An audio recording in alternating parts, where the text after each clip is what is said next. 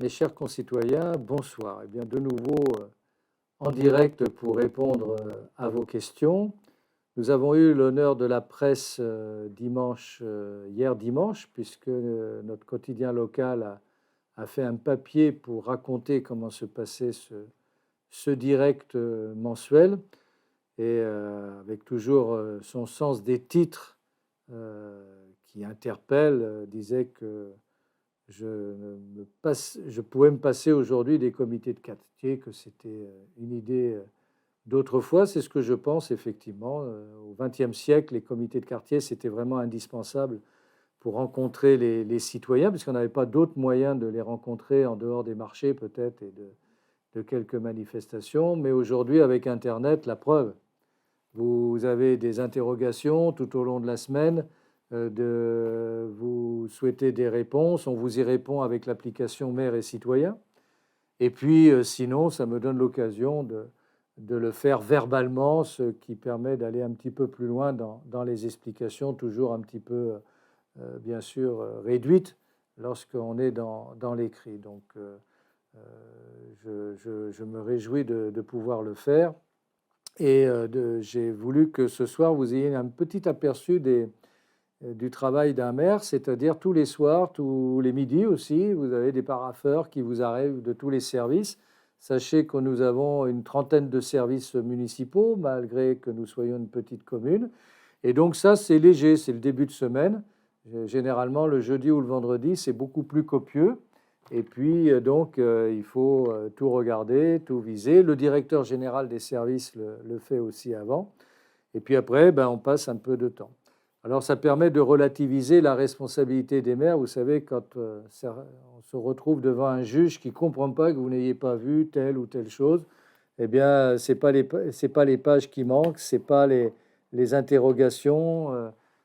Voilà, donc il faut être vigilant, mais on ne peut pas non plus forcément tout appréhender. Donc, il y a une certaine relativité, même si le maire doit assumer, bien sûr, toutes les responsabilités que tous les autres n'auront pas voulu assumer.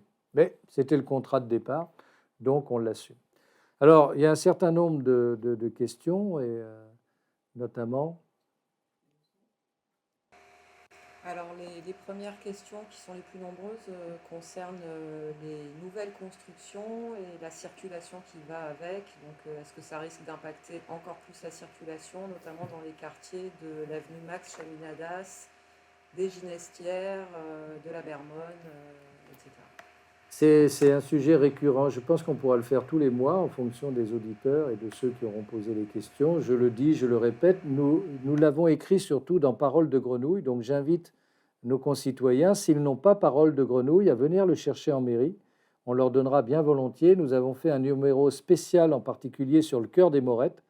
Et là-dessus, nous avons parlé du béton qui était aussi l'humain qui s'y trouvait derrière. Et en faisant fi des idées toutes faites et des idées reçues. Ce n'est jamais le logement qui crée le problème de circulation. Bien sûr, personne ne peut nier que s'il y a 50 personnes de plus, 80 ou 100 dans un quartier, ça n'influe pas sur la circulation, mais c'est complètement dilué. Ce qui impacte sur la circulation, ce sont les emplois, c'est le travail, c'est les migrations pendulaires, comme on dit, du matin et du soir, où tout le monde passe par notre commune, parce que notre commune est au cœur du département. Nous avons 5 routes départementales, donc les conditions de circulation, ce n'est pas les constructions à Villeneuve-Loubet, c'est tout simplement les emplois à Villeneuve-Loubet, 7000 emplois dans le pôle Marina 7, le long de la 7, 7000 emplois, donc 7000 salariés qui viennent travailler, plus les clients. Mais c'est aussi Sophia Antipolis, le président Leonetti rappelait la semaine dernière dans notre conseil communautaire qu'il s'est créé encore cette année plus de 1000 emplois nouveaux à Sophia Antipolis. Nous arrivons sur le secteur de Sophia Antipolis à 41 000 emplois. Et pour aller à Sophia Antipolis, quand on vient de Cagnes, Saint-Laurent, Nice, Vence, on passe par Villeneuve-Loubet tout simplement. De même, de l'autre côté, pour aller sur Polygone Riviera, et je peux vous assurer que les 130 logements que nous avons réalisés au plan, la Bastide des Plans, n'impactent en rien la circulation. Par contre, Polygone Riviera, le samedi et le dimanche, on a de quoi voir défiler beaucoup de voitures. Donc il ne faut pas craindre dans un quartier les conditions de circulation, elles se dilueront. Peut se regarder bien sûr les problèmes de stationnement, et ça c'est encore un autre sujet, mais nous faisons en sorte d'y veiller désormais pour que dans chaque programme, non seulement il y ait les stationnements obligatoires à réaliser pour l'immeuble lui-même, mais qu'il y ait des parkings publics à proximité pour permettre d'accueillir les visiteurs. Ce n'est pas toujours aussi simple que ça, mais c'est ce que nous faisons pratiquement systématiquement aujourd'hui. Alors, il y a une autre question du même ordre qui concerne l'imprimerie Zimmermann qui a arrêté son activité et on se demande s'il y a un projet immobilier en prévision. Alors, sur l'avenue du Docteur Lefebvre, notre ambition, et nous l'avons dit sans prendre en traître personne, nous l'avons écrit dans notre journal électoral, nous voulons résidentialiser l'avenue du Docteur Lefebvre. C'est-à-dire toutes les activités qui s'y trouvent, à terme, il est souhaitable qu'elles soient remplacées par des immeubles de qualité, des immeubles voilà, qui accueillent tout le monde, mais de bon standing. Je ne veux pas être désagréable, mais les établissements qui sont encore aujourd'hui en activité, comme par exemple Émile Morin, est-ce que c'est valorisant pour un quartier? Émile Morin, ça se trouve juste en face de l'école des Morettes. Qu'est-ce qui est valorisant?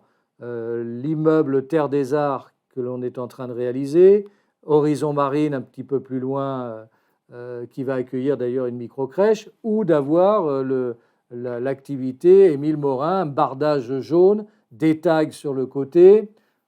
Certes, on a des chefs derrière qui broutent l'herbe et qui sont sympas, mais c'est quand même pas très qualitatif. Et Zimmermann, quand on regarde Zimmermann, on se dit ben, ça serait bien effectivement que ça s'évacue parce que c'est moche, c'est dépassé, ça n'a plus de raison d'être et il n'y a aucune raison de maintenir une activité économique là. Donc effectivement, notre souhait, c'est de changer le secteur pour qu'il y ait une résidence qui soit en contrebas et qui ne gêne pas bien sûr le clos des Orangers en face, mais qui va donner de la valeur au quartier et qui sera moins nuisible qu'une activité économique. Parce que ce qui crée du dérangement, c'est justement le travail, comme je l'ai dit tout à l'heure. C'est les salariés qui arrivent le matin, c'est les camions de livraison qui viennent aussi tôt le matin, et puis c'est la clientèle. Donc, et puis une clientèle qui prend aussi les places de stationnement dans le quartier. Donc très franchement, je ne vous raconterai pas d'histoire parce que ce n'est jamais le genre de la maison. Effectivement, on n'est pas d'accord pour garder l'entrepôt Zimmermann tel qu'il est. Il y a un terrain libre à côté et sachez que le propriétaire, il n'a qu'une idée en tête, c'est de nous créer une activité commerciale supplémentaire. Et là, je pense que ça serait vraiment pour le quartier, vraiment une saturation. Donc il vaut mieux avoir un projet d'immeuble qualitatif avec un aménagement public qui l'accompagne, micro-crèche, square, on verra de quelle manière. Et puis, je le dis aussi pour Émile Morin, si son activité pouvait se reculer et avoir devant un immeuble qui nous réaménage tout ce quartier avec des commerces, par exemple, qui s'y substitueraient, ça serait beaucoup plus pertinent. Vous remarquerez que sur l'avenue du Docteur Lefebvre, en allant vers le parc de Vaugrenier, il y avait une entreprise artisanale qui s'appelait l'entreprise artisanale Dufour, qui s'occupait de ferraille, de travail du fer, de la soudure, de chaudronnerie. C'était une source de nuisance permanente pour les riverains. Aujourd'hui, il y a un très bel immeuble qui s'appelle l'Orée du Parc. Il y a un vaste trottoir, il y a des arbres plantés, on a des places de stationnement.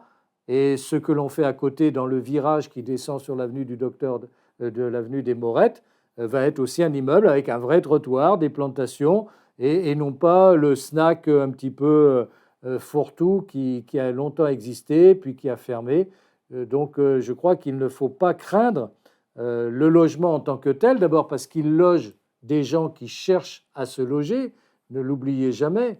Hein, donc vous ne pouvez pas, parce que vous êtes bien installé, dire ben, les autres non, et puis en même temps nous solliciter pour quand même loger votre fils, votre frère, votre grand-mère, vos parents. Enfin voilà, donc nous on loge tout le monde et on fait de la qualité pour tous. Hein, ce n'est pas des logements sociaux, ils sont au niveau de 30%, c'est des logements privés aussi, c'est de l'accession à la propriété. Et ce que nous faisons dans nos logements, c'est de la mixité générationnelle. Et je vous assure qu'il n'y a personne qui sort d'un seul coup en même temps d'un immeuble et qui rentre en même temps de l'immeuble. Ça n'existe pas, ça. Hein, donc, les nuisances, elles sont bien là. D'ailleurs, on avait une question, et je l'anticipe, sur Lidl. Hein, Lidl qui est en bord de la 7, mais dont l'arrière est contigu avec les logements qui viennent d'être réalisés. Et on a beaucoup de mal à convaincre Lidl de faire en sorte que ces livreurs, le matin, ne soient pas une source de nuisance comme ils le sont aujourd'hui. Donc nous sommes intervenus et on ne va pas se contenter d'intervenir juste auprès de la direction, on va intervenir un petit peu plus haut pour que l'information redescende bien. Mais voilà, comme quoi les choses sont plus compliquées qu'il n'y paraît. Mais craindre la circulation, c'est sur les secteurs pour aller à Cagnes, à Nice, à Antibes, pour aller travailler. C'est vraiment pas les périmètres dans les quartiers comme je reviens sur Chaminadas ou Bel Air. Quelle est l'activité dans ce quartier? C'est Amadeus, bien sûr. C'est ça qui génère de la circulation. Ce n'est pas tout l'habitat qu'il y a sur le secteur. Donc, il ne faut pas trop s'inquiéter. De toute manière, nous sommes attentifs à l'évolution et nous regardons un peu les choses, s'il doit être amélioré, des conditions de circulation éventuelles.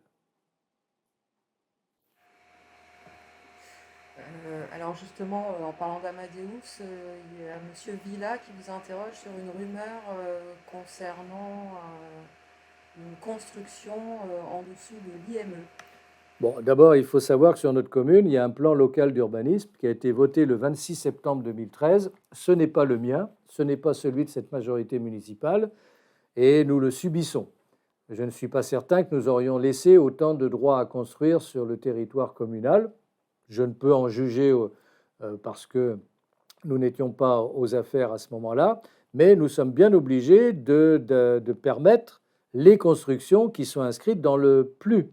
Par ailleurs, l'État a imposé à la commune la réalisation de 1350 logements sociaux.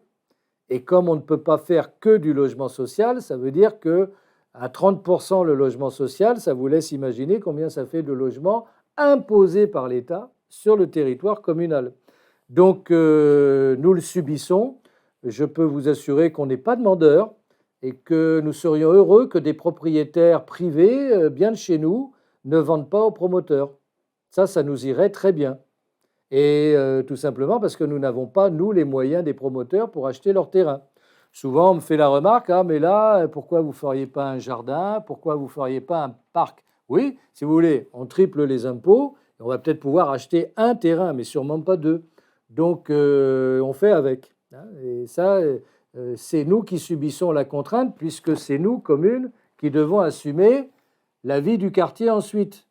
Les trottoirs, la réalisation, les plantations, les équipements qui les accompagnent dans nos écoles, dans nos crèches. C'est pour cela que nous allons faire une crèche de 60 places d'ici, je l'espère, 2025. C'est en cours, ça répondra à l'une des questions qui nous avait été posée. Bien sûr qu'on y pense. Et ça, c'est de la dépense que pour nous. Personne ne nous aide, et pas le promoteur non plus. Donc, ce n'est pas encore terminé d'avoir des projets immobiliers en la matière. Nous essaierons, lorsque nous ferons la révision du PLU, puisqu'elle va être programmée d'ici 1 an ou 2, dans la révision du PLU, nous ferons en sorte de réduire les droits à construire. Et on verra si l'État nous laisse le faire. Et je connais la réponse. Mais nous aurons cette volonté-là. Peut-être nous serons aidés par le climat, puisque dans certaines communes du Var, les maires ont dit on ne donne plus de permis de construire, ce qui est une position difficilement tenable parce que, bien entendu, les gens ont le droit de se loger et vous ne pouvez pas leur empêcher de les spolier sur un terrain qui est constructible.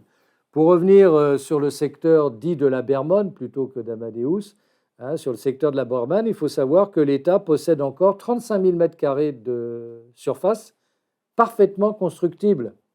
C'est juste en dessus de l'Institut médico-pédagogique Henri Vallon, qui sont aussi des terrains d'État et qui sont les anciens terrains du maréchal Pétain, qui ont été confisqués après la guerre et qui ont une vocation consacrée aux mineurs, aux enfants en difficulté, à la jeunesse. Et donc l'État nous a mis dans le plus de septembre 2013 une obligation de 100% de logements sociaux, estimés par France Domaine à 330, que nous essayons comment je pourrais dire, de combattre, c'est peut-être pas le mot, mais que nous essayons de convaincre l'État que ça ferait vraiment beaucoup et que ça serait ingérable et que surtout ça ne serait pas supportable. Mais l'État est chez lui, comme il nous a mis en carence avec la loi SRU, c'est lui qui délivre le permis de construire.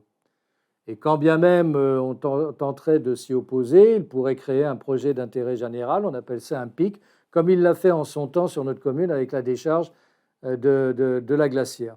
Donc là, nous arrivons au bout de nos discussions et de nos débats avec l'État et effectivement, il y a des projets dont on aura l'occasion de reparler très très prochainement. Hein, je ne vais pas le faire ce soir, on a des conseils municipaux pour ça, notamment dans le conseil municipal du 9 que nous évoquerons. Et nous faisons en sorte de réduire ces droits que l'État a sur ses propres terrains.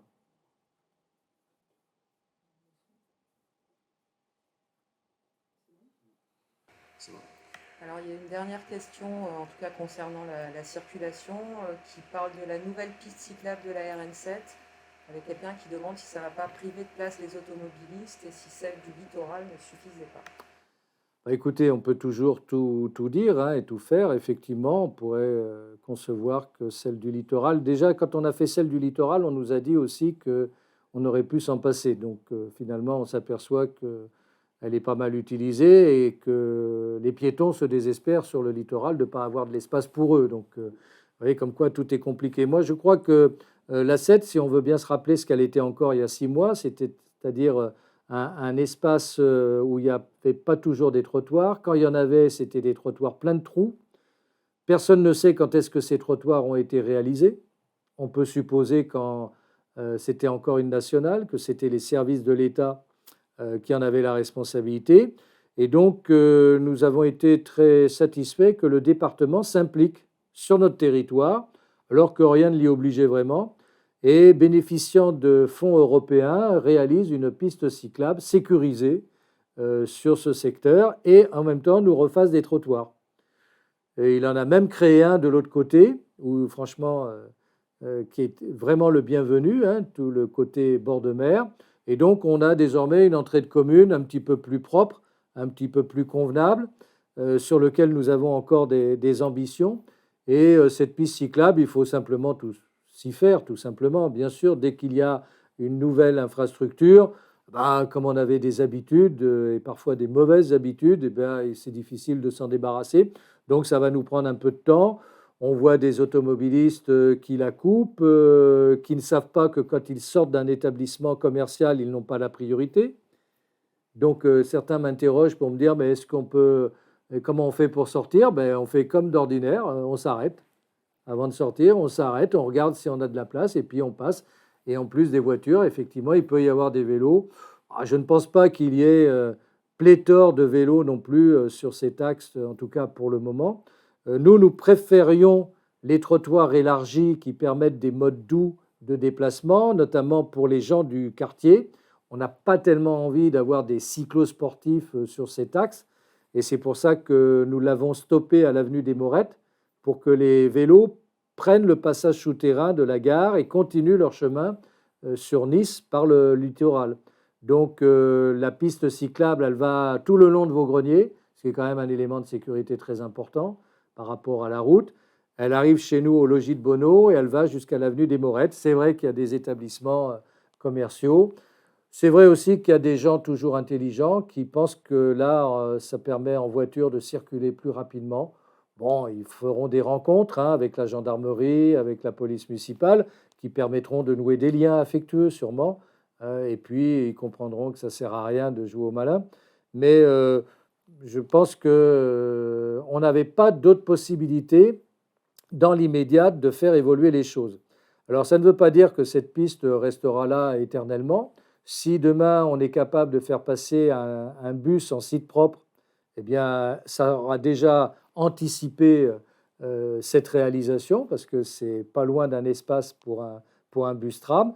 La CASA n'est pas opérationnelle pour le moment, puisqu'elle finit son bus tram qui est quand même coûteux sur le secteur d'Antibes, Sofia cette année, donc ça a un coût, et donc les communes environnantes, un peu éloignées, ne peuvent pas encore bénéficier d'investissements. Mais c'est des choses qui arriveront nécessairement. Donc il ne faut pas croire que nous faisons forcément toujours les choses pour l'éternité. La piste cyclable, ça répond à une préoccupation de sécurité des vélos. Ça nous arrange, nous, en tant que commune, pour nos résidents, pour les gens qui vivent dans la commune, qui doivent se déplacer d'un commerce à un autre ou qui veulent aller à la plage. Donc on profite de cette rénovation.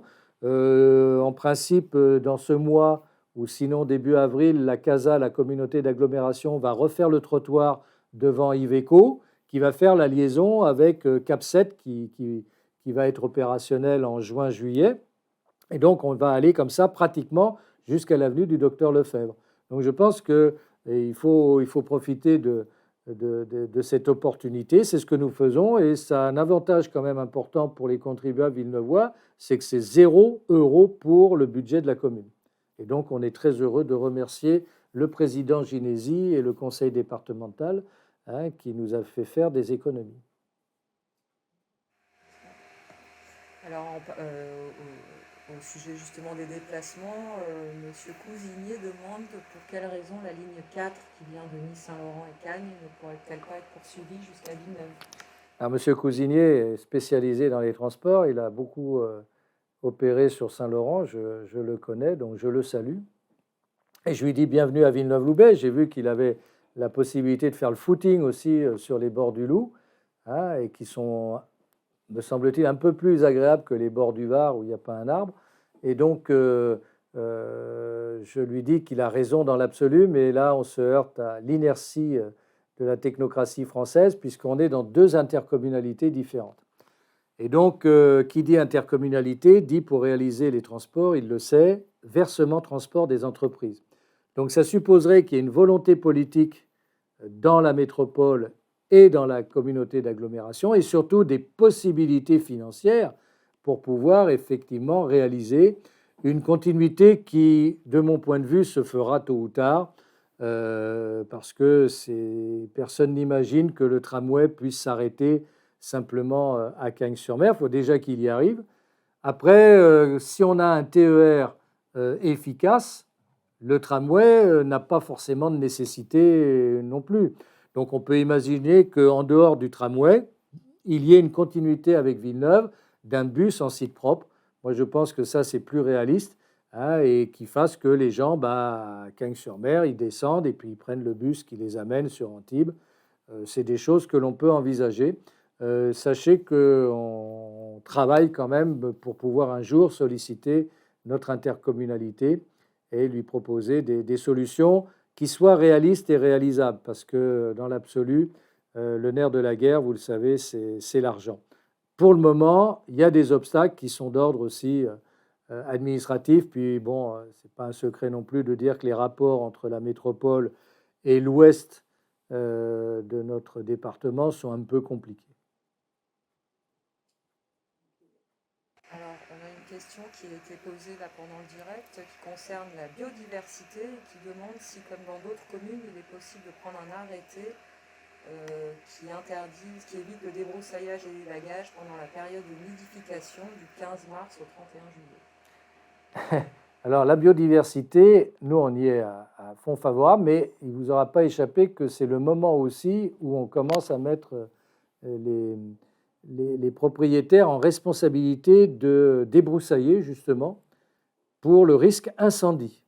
Et je vous avoue, même en ayant interrogé les services de l'État, je ne suis pas encore arrivé à régler cette contradiction totale qui fait que nous souhaitons bien sûr tout ce qui maintient la biodiversité. D'ailleurs, c'est pour ça que nous laissons pousser l'herbe.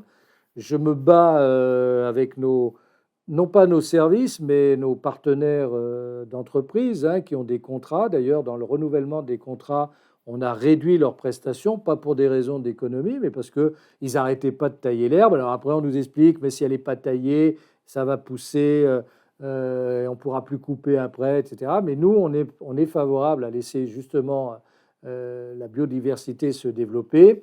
Il y a des quartiers même où, quand l'herbe sort entre les pierres des trottoirs qui sont ce qu'ils sont, je ne parle pas en milieu urbain, bien sûr, mais en milieu un peu rural, nous n'intervenons pas. Nous n'intervenons plus d'ailleurs depuis très longtemps avec des insecticides, donc ça ne peut être que de l'eau chaude qui va faire le ratissage de l'herbe. Mais cette contradiction entre la nécessité pour les propriétaires d'avoir leur terrain défriché pour éviter l'incendie et de permettre la biodiversité, je pense que ça exige chez nous un suivi des entreprises qui interviennent. Parce que bien souvent, vous avez des entreprises avec des agents qui ne sont peut-être pas toujours aussi excellents qu'on pourrait le penser. Et donc la solution de facilité, c'est comme on faisait avant, on rase tout, quoi. On ne se pose pas la question, on a le truc électrique qui permet de bien raser tout. Quand on le faisait à la main, déjà, on était moins en force, hein. Et donc, je pense que pour nous, c'est de voir dans quelles conditions on peut pratiquer effectivement un débroussaillage intelligent. Vous savez aussi, nous utilisons les ânes parce que c'est les plus efficaces et c'est les plus respectueux de l'environnement. Donc, sur tous nos terrains communaux, on fait appel à une association qui nous livre ces ânes et qu'on met d'un endroit à un autre.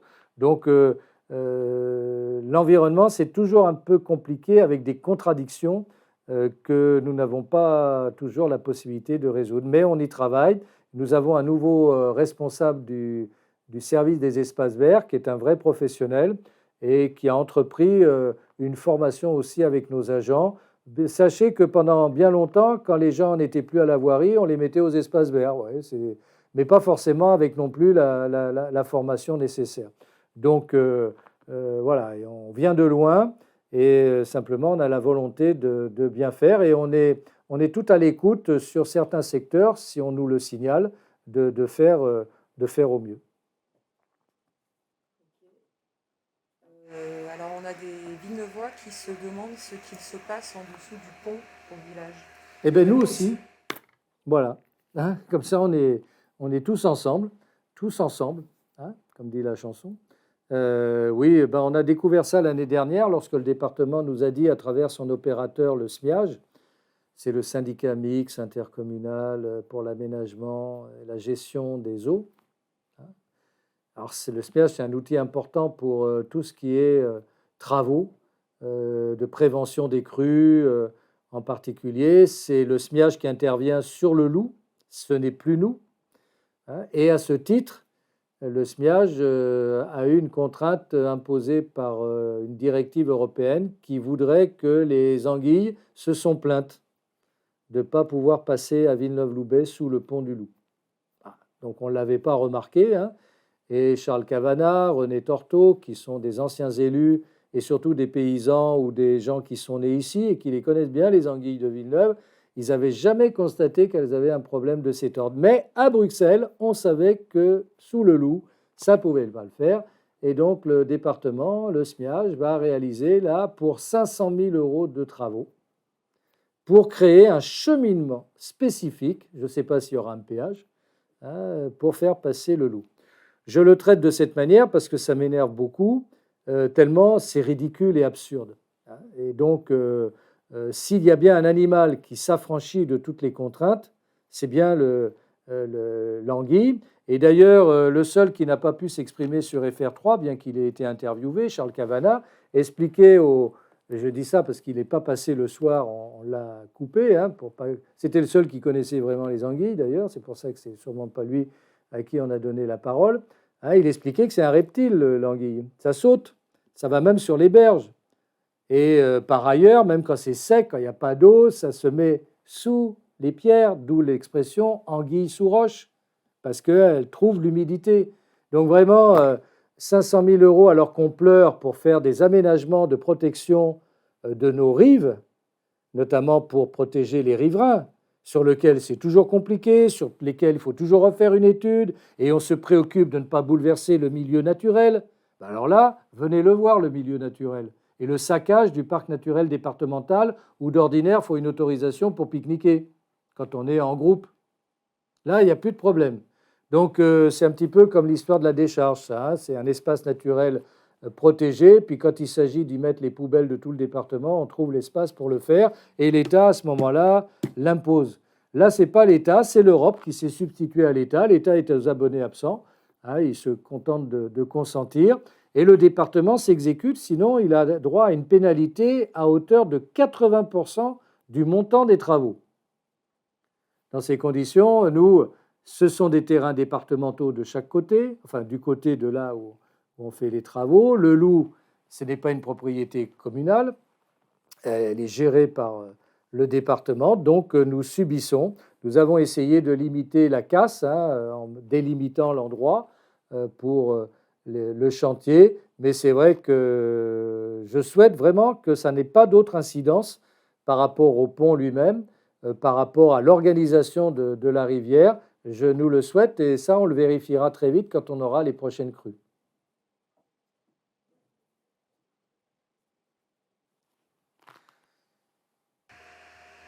Alors, il y a une question, mais qui avait déjà été posée le mois précédent concernant le lycée à venir. Ah. Donc, peut-être qu'il faut revoir le précédent, monsieur le maire. Bah, écoutez, le lycée, ça reste à l'ordre du jour pour nous. Ce n'est plus un projet immédiat parce que la commune précédemment a tellement tergiversé en changeant de terrain sans arrêt qu'à un moment donné, au rectorat, on l'a mis de côté avec la réalisation du lycée de Valbonne. Et au niveau de la région, on en reste là. Nous aurons l'occasion bientôt de rencontrer le président de la région, Renaud Muselier, qui nous a donné une subvention pour la réalisation de la salle d'arts martiaux. Et donc, à cette occasion, nous reverrons avec lui un peu ce projet de lycée. Nous avons les terrains pour le faire. Simplement, là aussi, ce sont des terrains qu'il faut faire évoluer puisqu'ils ont été mis en zone bleue alors qu'on n'a jamais vu d'eau. Le zone bleue, ça veut dire que c'est un risque d'inondation, mais on a vu de l'eau à côté, mais jamais là où on a mis la définition du lycée. Donc, nous espérons pouvoir revisiter le classement de ces terrains, mais c'est vrai que pour le moment, les besoins dans la logique de l'éducation nationale ne s'imposent pas. Vous savez, l'éducation nationale, elle est sur la logique de gros établissements, un peu concentrationnaires, parce qu'elle pense c'est ainsi plus rationnel. Nous, on pense l'inverse. On pense que les lycées, c'est plus près, ça évite trop de circulation et ça peut déconcentrer certains lycées trop surchargés. S'il n'y a pas d'absolue nécessité maintenant, d'ici 5 ans, voire 7, ça pourrait le faire pour tout le périmètre dans lequel nous sommes, d'ailleurs avec les logements réalisés, et puis le CIV de Valbonne qui est bien surchargé.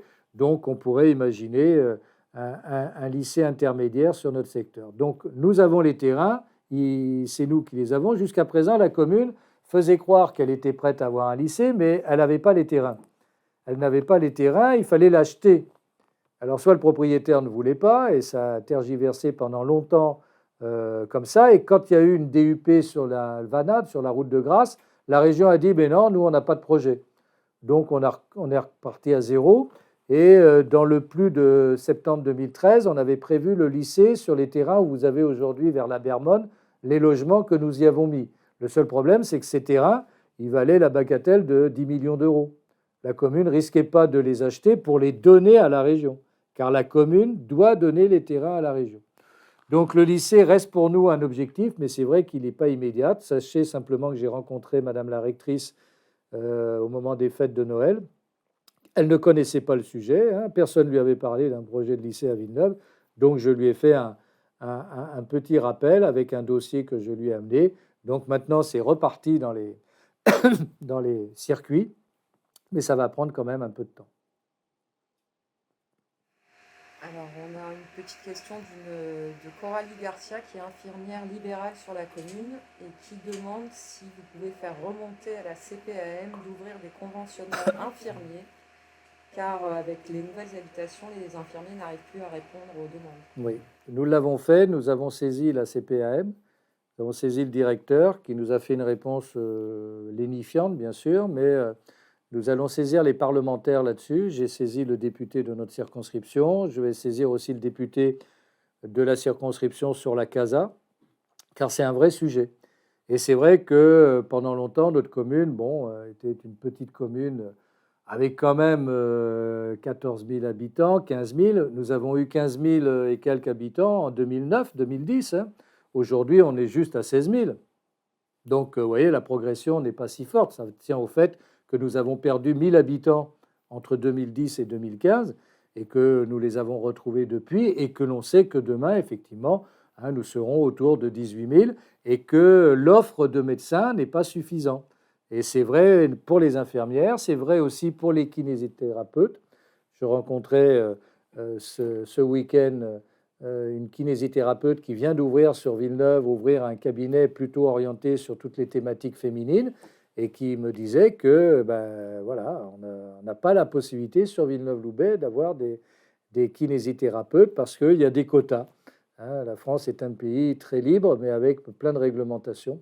Donc, nous allons faire en sorte d'être relayés par les parlementaires pour faire bouger les choses qui dépendent de l'Agence régionale de santé et de la CPM. Alors, on a une dernière question d'un monsieur qui habite au Clotérol, route de Grasse, et qui depuis peu, et qui se demande si un éclairage est prévu. Celle-là, il faut l'envoyer à Nice Matin, hein, cette question, et aux journalistes qui sont tellement heureux chaque fois qu'ils annoncent qu'on éteint un quartier pour éviter la pollution lumineuse. Et là, ceux qui sont attachés à la biodiversité, et nous le sommes, mais il faut trouver l'équilibre des choses. Alors, ça fait longtemps sur cette route départementale hors agglomération que nous avons souhaité un éclairage routier pour la sécurité routière. Et à l'époque, les services du département me répondaient qu'au contraire, c'est quand c'est nuit noire qu'on est plus en sécurité. Et donc, depuis, on a compté tous les accidents que l'on a pu avoir, les gens qui vont dans le fossé, certains qui se tuent, et je pense notamment à ce malheureux motard qui s'est tué en rentrant de Urban Soccer, hein, et sur lequel celui qui l'a percuté, ou peut-être lui-même, s'est-il égaré, je n'en sais rien, et je pense à sa maman qui est venue me trouver.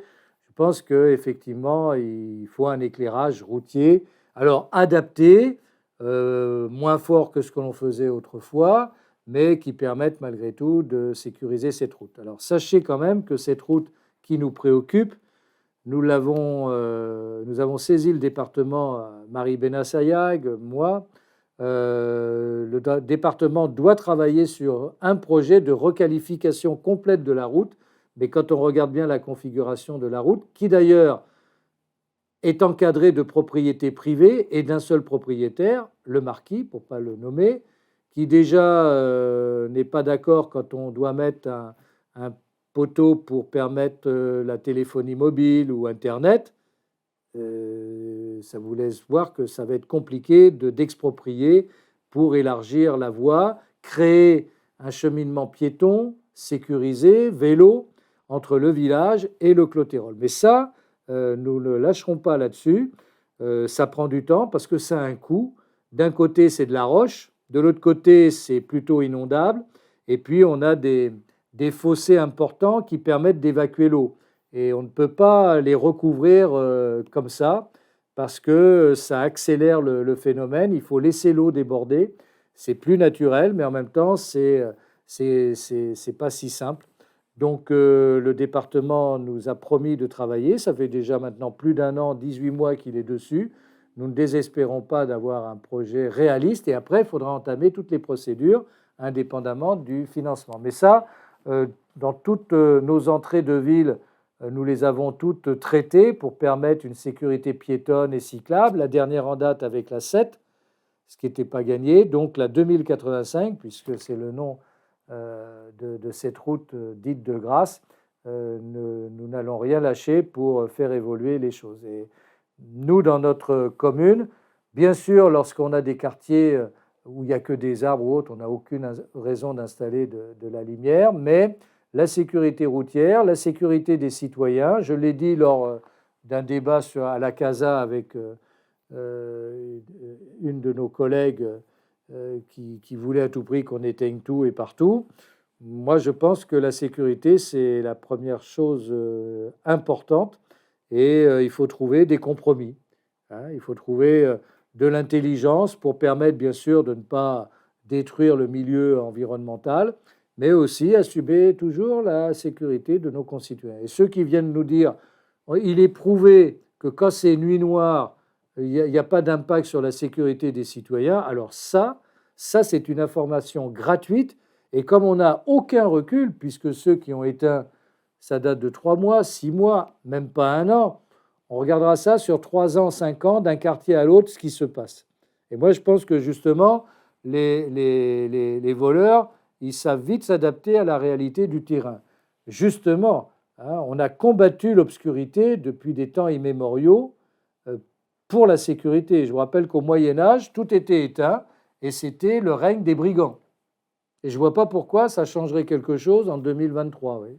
Donc, là, les effets de mode, les effets de happening collectif, d'euphorie végétale, ont leurs limites avec une réalité humaine que nous devons protéger. D'ailleurs, dans les quartiers, dès qu'on a un réverbère éteint, on nous appelle tout de suite pour changer la lumière. Et si ce n'est pas fait au bout de 2 jours, on nous rappelle et on nous dit mais pourquoi et comment. Donc vous voyez que c'est pas simple. Donc je comprends parfaitement votre requête. Elle est fondée, mais là où vous êtes au Clotérol, hein, entre nous soit dit, là aussi on a trouvé le bébé dans la corbeille.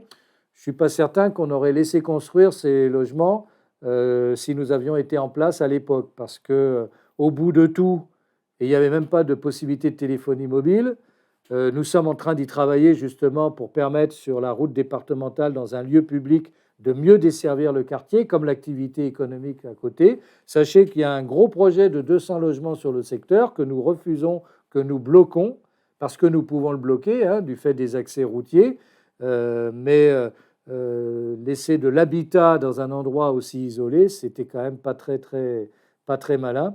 Hein, et maintenant que c'est là, bah, il faut y remédier, il faut l'améliorer. On y travaille. Bien, écoutez, on a fait un tour d'horizon complet. C'était bien que s'y rajoutent des questions supplémentaires en direct. Je remercie nos internautes de le faire. Et vous voyez que c'est quand même plus pertinent que des réunions où il y a 30 personnes qui sont venues dans un quartier où il y en a 300 ou 1000 et qui sont toujours les mêmes. Et si ça inquiétait ni ce matin de ne pas voir les seniors sur Internet, on les voit quand même. Ils ne sont pas tous has-been, hein, faudrait pas croire quand même. Généralement, ils sont plus au fait sur Internet que bien d'autres. Hein, et ça permet d'avoir ce dialogue tous les mois, hein, pour répondre à vos questions légitimes, d'y revenir avec d'autres, parce que ça n'est jamais grave de revenir sur des sujets déjà traités. On est là pour ça, pour essayer d'expliquer nos difficultés, les choses qui devraient être faites. De cette manière, vous nous interpellez aussi, et ça nous fait du bien, hein, de savoir là où on devrait travailler, là où on devrait orienter notre réflexion. Nous avons un conseil municipal jeudi en direct à partir de 15h.